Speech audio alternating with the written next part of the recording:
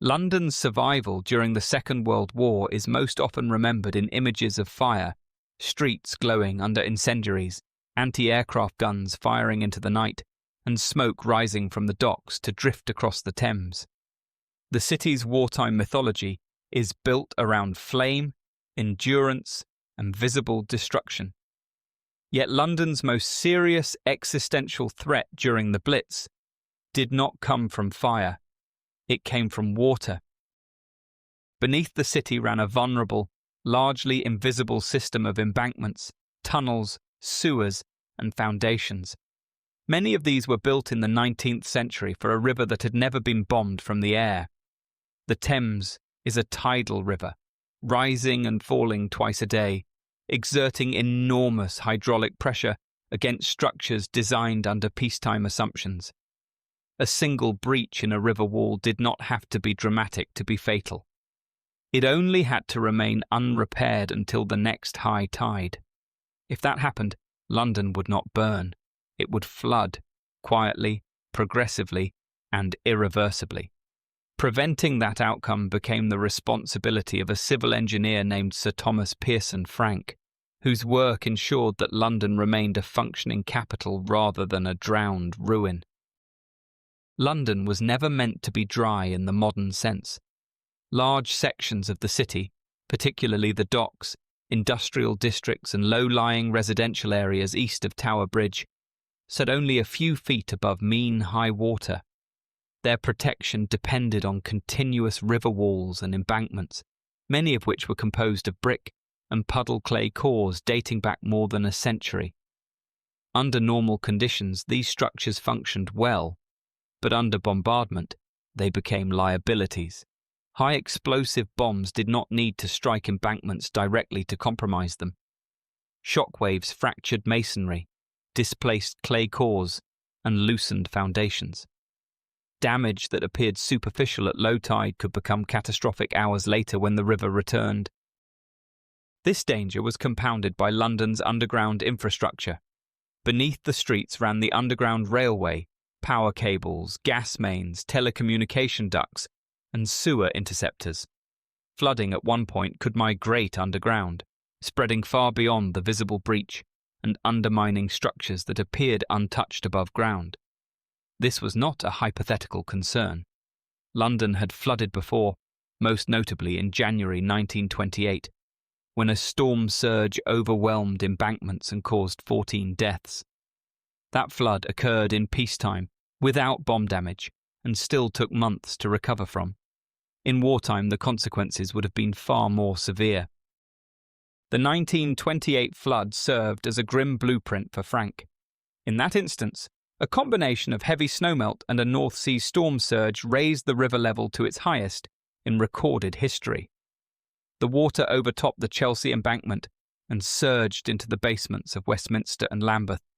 It revealed that London's defences were not a singular, impenetrable wall, but a series of interconnected barriers of varying quality. Frank studied the failure points of 1928, the porous brickwork, the weak joints, and the lack of a centralised warning system. He knew that if a bomb replicated even a fraction of that damage, the city's utility veins would be the first to go. By the late 1930s, Sir Thomas Pearson Frank had already spent decades working on large-scale civil engineering projects. Appointed chief engineer to the London County Council in 1938, he was responsible for the maintenance and coordination of the capital's infrastructure at a level unmatched by any single municipal official. What distinguished Frank was foresight. He understood that infrastructure does not usually fail in spectacular fashion. It fails through accumulation, small weaknesses exploited repeatedly until collapse becomes inevitable. Frank identified 3 specific realities early in the conflict. Flooding would be delayed, often occurring hours after bomb damage when attention had moved elsewhere. Existing emergency services were unsuited to the task of hydraulic containment, and decision-making would need to be centralized because waiting for full information would guarantee failure. From these premises, Frank built a system designed for rapid response. Within weeks of Britain's declaration of war in September 1939, he authorised the formation of the Special Repairs Service, or SRS. This was a civilian engineering force trained specifically to operate under bombardment.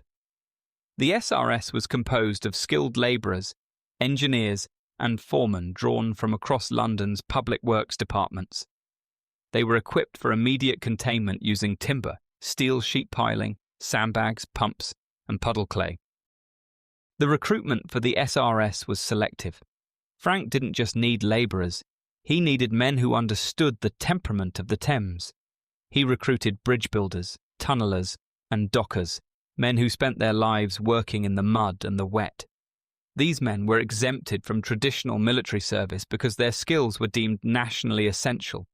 They were organised into 10 mobile depots, each strategically placed near high-risk zones of the embankment.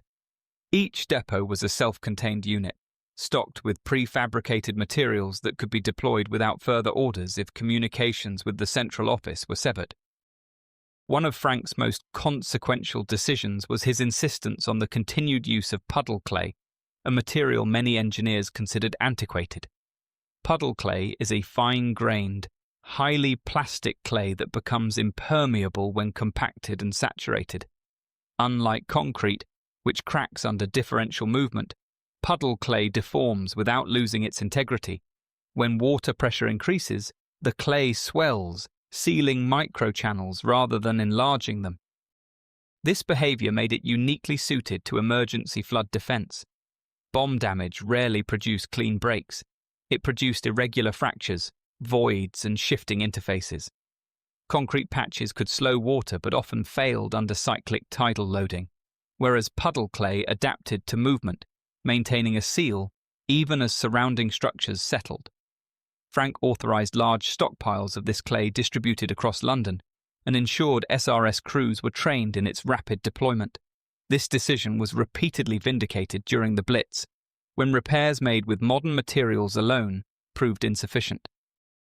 The engineering logic was sound. In a high-vibration environment where explosions were constant, flexibility was superior to rigidity. If a concrete wall was struck by a shockwave, it shattered. If a puddle clay core was struck, it merely absorbed the energy, shifting slightly while maintaining its hydraulic seal. It was a Victorian solution to a modern problem, and it was the primary reason the East End remained above water. The system faced its first major test on the evening of the 8th of September 1940. A high-explosive bomb detonated near the river wall east of London Bridge, close to Shadwell Basin. The blast displaced brickwork and fractured the clay core of the embankment. At low tide, the damage appeared manageable. Frank disagreed. Tide tables showed that high tide would arrive shortly after midnight.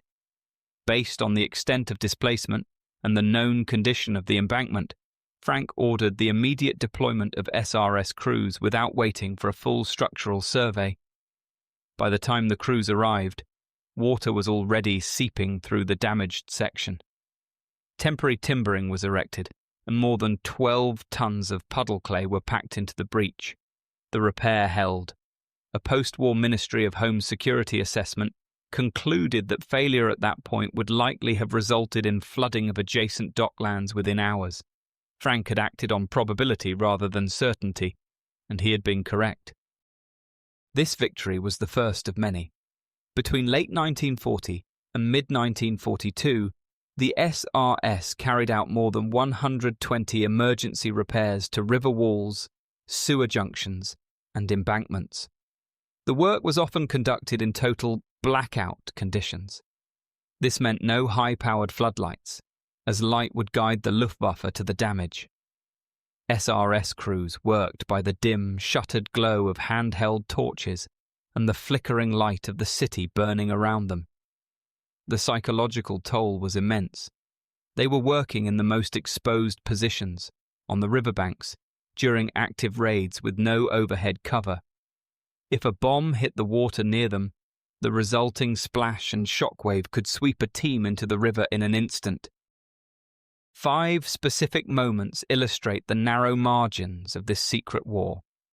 In October 1940, bomb damage near the Isle of Dogs compromised a section of the river wall. The Isle of Dogs was particularly vulnerable because it was surrounded by the river on 3 sides. A breach there would have isolated the docks entirely.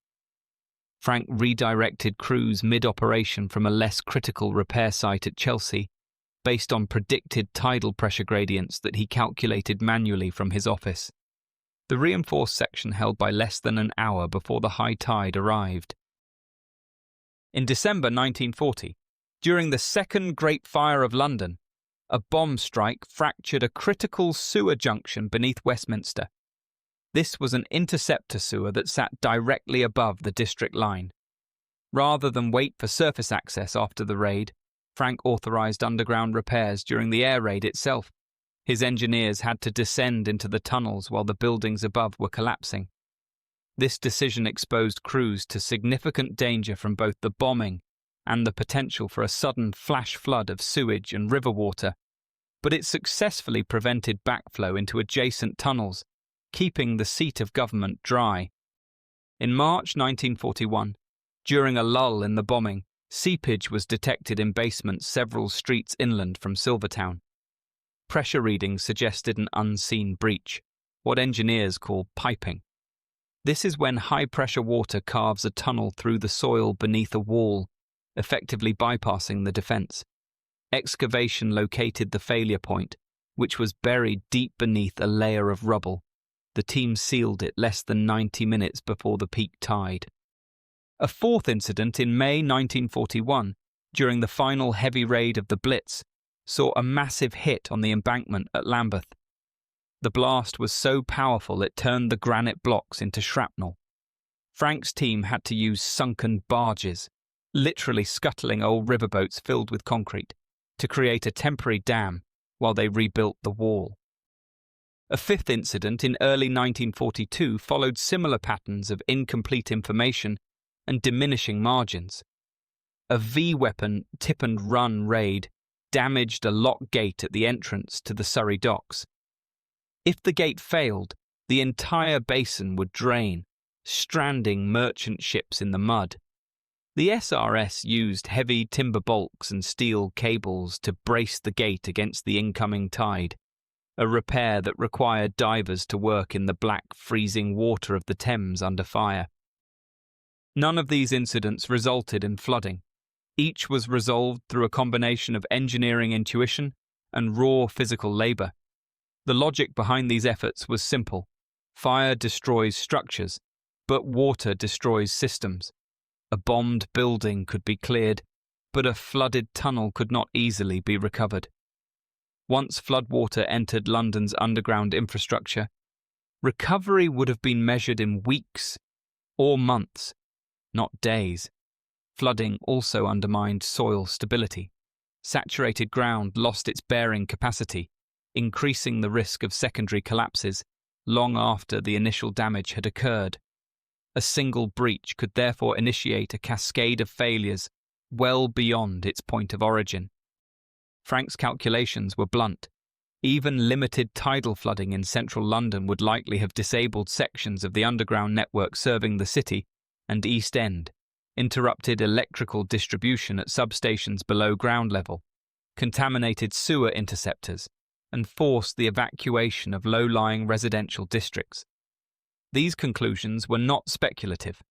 They were based on observed outcomes from the 1928 flood, scaled to wartime damage conditions. The work of the SRS was a collective effort carried out under a clear command structure. Frank was a man of the Victorian school of management. He expected precision, but he also provided absolute clarity. Crews improvised constantly, repurposing materials and working by torchlight under conditions that changed hour by hour. Disagreements over priorities and methods were resolved within Frank's centralized judgment, allowing crews to focus on execution rather than strategy. This balance of local expertise and centralized control was essential. Without it, London's flood defences would have fractured under the weight of simultaneous crises. The maintenance of the Thames flood gates in the tube tunnels was another pillar of this defence. Frank had overseen the installation of these massive steel doors at strategic points where the tunnels ran beneath the river. These doors had to be tested weekly.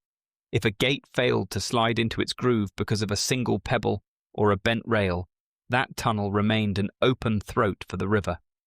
Frank's inspection teams were relentless, often fining contractors for even the smallest oversight. He knew that in a flood, there are no small oversights. In the end, London did not flood. There was no moment of celebration, no announcement, and no visible proof of what had been prevented. The embankments held, the tunnels remained dry, and the underground continued to operate even during the worst periods of the Blitz. This absence of catastrophe became its own obscurity. History tends to record what happens, not what is successfully prevented. Frank's work left no ruins and no photographs suitable for commemoration. Its success was measured entirely in continuity. After 1945, London rebuilt above ground. Bomb sites became housing, offices, and roads. Flood defences were modernised, incorporating the lessons learned under fire. Frank returned to civilian engineering and later retired with limited public recognition. Only in post-war assessments did the scale of what had been prevented become clear. Internal reviews concluded that unchecked tidal flooding during the Blitz would likely have rendered large parts of London unusable for months, with severe consequences for governance, industry, and morale. None of that occurred. The long-term impact of Frank's work cannot be overstated. The technical data gathered by the SRS during their 121 repairs provided the foundational knowledge for the Waverley Report following the 1953 North Sea flood. This report eventually led to the construction of the Thames Barrier. Frank's experience proved that London could not rely on static walls alone. It needed a dynamic, responsive system capable of handling the increasing unpredictability of the North Sea. Wars are usually remembered through battles and leaders, but cities survive through maintenance, foresight, and people who understand systems well enough to protect them under stress. Sir Thomas Pearson Frank did not defeat an enemy force. He defeated failure. He recognized that the most dangerous threats are often those that unfold quietly, after attention has moved elsewhere. London did not drown because Frank and his teams refused to let the river exploit distraction. The title, "The Man Who Saved London from Drowning," is literal. He saw what others did not and acted when others waited. He understood that a city is not just a collection of buildings, but a delicate balance of hidden infrastructure. If that balance is tipped, the city ceases to exist as a functioning entity. London remembers the flames, but it rarely remembers the water. Behind every intact embankment and every dry tunnel, his work still holds. He remains the silent guardian of the city's foundations, the man who held back the tide when the world was looking at the sky.